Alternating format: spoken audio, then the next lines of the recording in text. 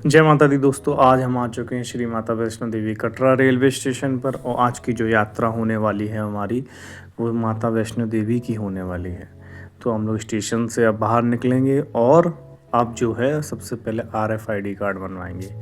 RFID card सभी के लिए कंपलसरी है, बिना इसके आप यात्रा नहीं कर सकते।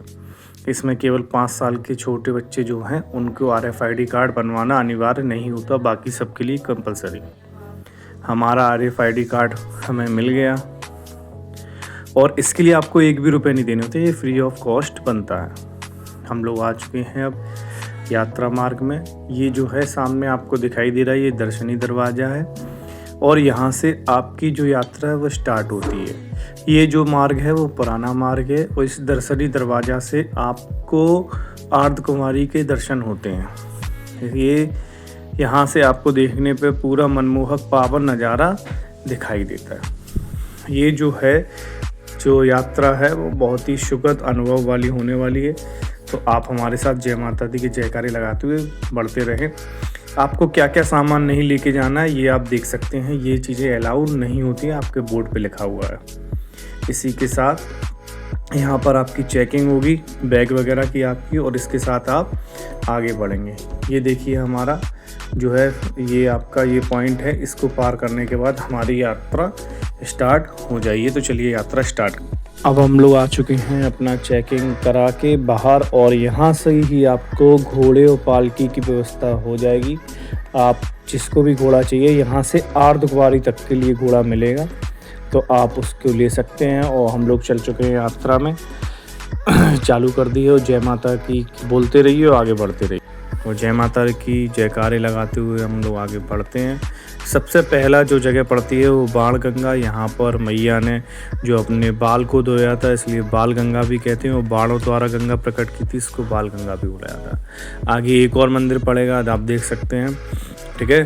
तो ये अगला मंदिर है जो है वो आपका पड़ेगा। और इसी के साथ हम लोग आगे बढ़ते हैं और जय माता दी बोलते चलते हैं। आप भी जयकारा लगाते रहिए।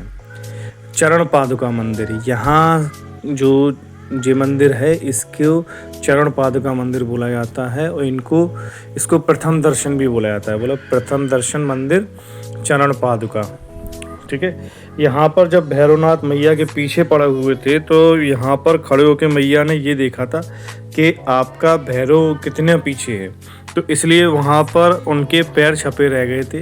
यहाँ पर मैया के जो हैं वो पैरों के निशान आपको मिलेंगे। ये जो है वो चरण पादुका मंदिर के नाम से जाना जाता है। यहाँ पर आपको कई देवी देवताओं की फ़ोटो मिल जाएगी, माता रानी की फ़ोटो मिल जाएगी। ये देख लीजिए अंदर का दृश्य। तो आप यहाँ मंदिर में आगे दर्शन करके और आगे की यात्रा पूरी करेंगे, ठीक है। तो हम लोग जो हैं वो आपका दर्शन करने के बाद बाहर आ चुके हैं और आगे के लिए प्रस्थान कर रहे हैं। आपको रास्ते में काफ़ी सारी चीज़ों की दुकानें मिल जाएंगी, जैसे कि आपको पानी के लिए, कोल्ड ड्रिंक्स वगैरह, ठीक है, खाने के लिए सारी चीज़ों की व्यवस्था रहती है आपका। और जो मार्ग है वो बेहद ही सुखद होने वाला है। लाइटिंग की व्यवस्था भी रहती है, ठीक है, कोई भी दिक्कत नहीं रहती है। ये देखिए आपके सामने ये मैप है, जिसमें आपको दिखाया जा रहा है कि अर्धकुंवारी के लिए कहाँ आपको करना है। ताराकोट मार्ग जो कि आपका नया मार्ग बना है, उसके बारे में भी पूरा शो करके रखा है। और अब हम चल चुके हैं आगे की ओर जयकारे लगाते हुए, जय माता दी बोलते हुए। तो अब हम आगे बढ़ रहे हैं और आगे की तरफ चलते हैं। जो ये जगह है वो आप देख लेंगे कि आपका ये जो रास्ता है, आपका अर्धकुंवारी से 2 रास्ते हो जाते हैं। एक है ताराकोट मार्ग जो कि नीचे कम ऊंचाई वाला है, एक है हाथीमत्था मार्ग। तो आप ताराकोट मार्ग से अगर भवन की ओर जाते हैं तो आपको चढ़ाई ना के बराबर मिलेगी, ठीक है। और यहाँ से आपको सुगम रास्ता बोला जाता है। अर्धकुंवारी से होते हुए अगर आप हाथीमत्थे से जाएंगे तो आपको बहुत ही कठिन चढ़ाई मिलेगी, जिसमें लोग क्या है इसको जाने से थोड़ा अवॉइड करते हैं और वो ताराकोट मार्ग से होते हुए आपका अर्धकुंवारी पहुंचते हैं। ये है आपके अर्धकुंवारी की कथा तो आप जानते ही हैं। जब भैरवनाथ मैया के पीछे पड़े हुए थे तो माता ने यहाँ पर 9 महीने इस गुफा में गुजारे थे, इसलिए इसे गर्भजून की गुफा भी कहा जाता है और इसे अर्धकुमारी भी कहा जाता है। तो ये जो है, तो बोलो अर्धकुमारी मैया की जय। आपको देख रहे हैं ये जो है वो प्लेस आपका अर्धकुमारी है। यहाँ पर माता ने 9 मास यानी 9 महीने 9 मंथ रुककर जो है वो बिताए थे, जब भैरवनाथ मैया के पीछे पड़े हुए थे। और यहाँ पर आपको सारी दुकानें यहाँ पर भी आपका दर्शन के लिए आपको पर्ची सिस्टम रहता है। तो मैं आपसे कहूँगा कि जब आप यहाँ से जाएं तो पर्ची कटवा लें। उसके बाद जब आप लौट के आएंगे भवन से तो आपको नंबर आपका आ जाएगा, क्योंकि यहाँ नंबर का बहुत बड़ा इशू रहता है। तो इसी के साथ हम लोग आगे बढ़ते हैं और आगे की ओर चलते हैं। और जो यात्रा है उसमें आपका ये जो आप देख सकते हैं बीच में डिवाइडेशन है, तो इसमें क्या है, इस तरफ आपका जो है वो घोड़ों के लिए है और एक तरफ आपका पैदल यात्रियों के लिए। आपको बीच में ढोल वाले भी मिल जाएंगे, तो आप डांस करते हुए बड़े मनमोहक तरीके से भी आगे बढ़ सकते हैं। अब हम आ चुके हैं भोजनालय में। ये भोजनालय आपको रास्ते में बहुत सारी जगह मिलेंगे। यहाँ पर आपका चाय कॉफ़ी सारी चीज़ें देखिए, आपके रेट लिस्ट भी है पूरा। आप बैठ के आराम से जो भी आइटम है लेना चाहें वो ले सकते हैं। और अगर आप ट्रस्ट के भोजनालय में भोजन करते हैं तो आपको जो रेट हैं वो और बाहर की दुकानों की अपेक्षा सस्ते में और अच्छे में और बहुत ही प्योरिटी के साथ सामान मिलने वाला है। तो अब हम नाश्ता कर लेते हैं, उसके बाद आगे यात्रा करते हैं। जय माता दी। अब हम पहुंच चुके हैं अर्धकुमारी मंदिर पर। यहाँ जो मैया ने वो आपके 9 माह विश्राम किया था जब भैरव नाथ मैया के पीछे पड़े थे तब। और यहाँ पर आपको दर्शन करने के लिए आपको टिकट लेना पड़ेगा अलग से, यानी पर्ची लेनी पड़ेगी, जो भी फ्री ऑफ कॉस्ट होती है। आपको उसके लिए कोई भी पे नहीं करना पड़ता है। और यहाँ पर अब आरती में भी आप बैठ सकते हैं, ऐसी भी व्यवस्था हो रखी है। ये रहा सांझी छत। सांझी छत जहाँ पर आपका हेलीपैड जो बना हुआ है ये वो जगह है। और जितने भी लोग हेलीकॉप्टर द्वारा यात्रा करते हैं तो वो यहीं पर आकर आपका उतरते हैं।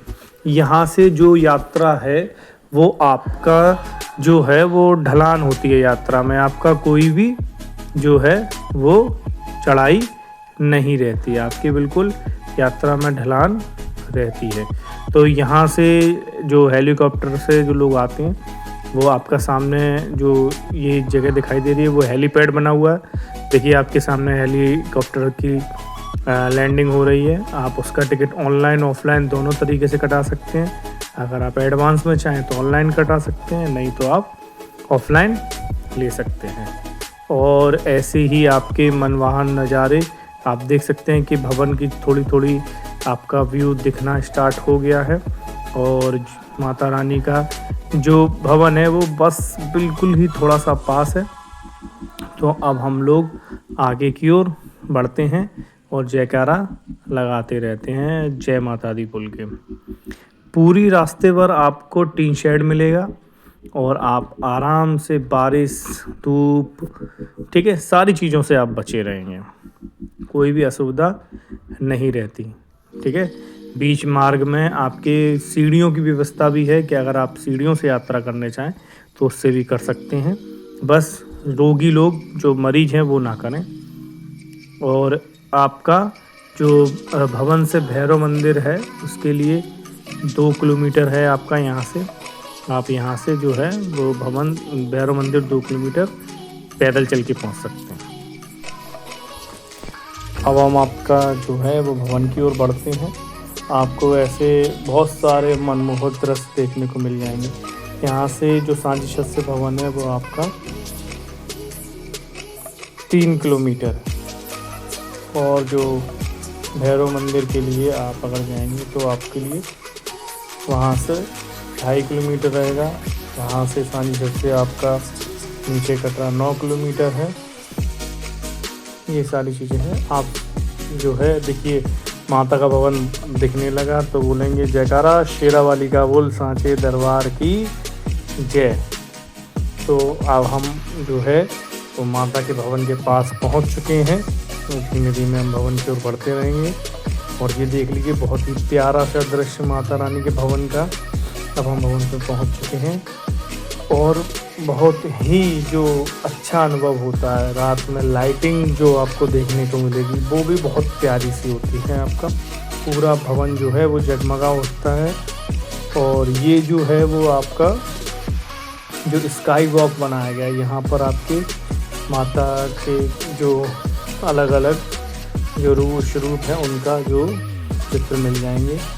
और रात में भवन पर लाइटिंग की व्यवस्था बहुत अच्छी कर रखी है, बहुत अच्छा सा बना रखा है। और अब जो है वो हम भैरव मंदिर की ओर चलेंगे। तो भैरव मंदिर के लिए हमने जो ट्रॉली की टिकट थी वो ऑनलाइन ले ली थी, हम अपनी लाइन में लग चुके हैं। और अब जो है वो ऑनलाइन टिकट वालों के लिए लाइन बहुत हमेशा छोटी रहती है, तो मैं आपसे यही कहूँगा कि ऑनलाइन टिकट लेकर ही जाएं, जिससे कि आपको बाद में असुविधा ना हो। और ये देखिए कि अब हम ट्रॉली में बैठ चुके हैं और ये आपका ट्रॉली से माता रानी के भवन का बहुत ही प्यारा सा मनमोहक सा दृश्य और बहुत ही सुंदर, बहुत ही अद्भुत चीज़ें आपको यात्रा में देखने को मिलेंगी और सुखद अनुभव होगा। और जब आप यात्रा के लिए मन से, तन से, धन से सब तरीके से जा रहे हैं तो आपको तो अनुभव बहुत अच्छा होने ही वाला है। हम लोग भैरव मंदिर पहुंच चुके हैं। आपको भी पता है कि जब तक आप भैरव दर्शन नहीं करेंगे आपकी यात्रा संपूर्ण नहीं मानी जाती। तो हम लोग भी भैरव के लिए बाबा के दर्शन करने के लिए पहुंच चुके हैं, प्रसाद लेके लाइन में लग चुके हैं। और इसी के साथ अब हमें आपकी यात्रा समाप्त करते हैं। जय माता दी। वीडियो को लाइक करें, चैनल को सब्सक्राइब करें।